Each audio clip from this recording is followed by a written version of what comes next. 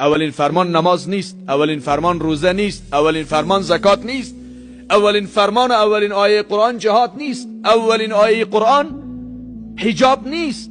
اقرأ باسم ربک الذی خلق، اقرأ و ربک الاکرم الذی علم بالقلم.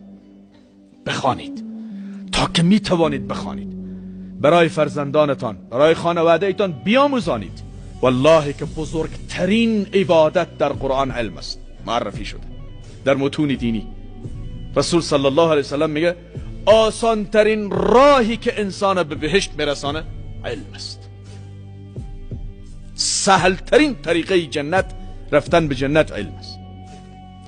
قبل از توحید و یکتاپرستی الله تبارک و تعالی دستور به علم میده، دانش. اول میگه فعلم، بعد میگه انه لا اله الا الله. این آیت قرآن است. نخستین فرمان رب العالمین برای این امت فرمان اقرا است. خواندن است، نوشتن است، تفحص است، تلاش است، آموختن است.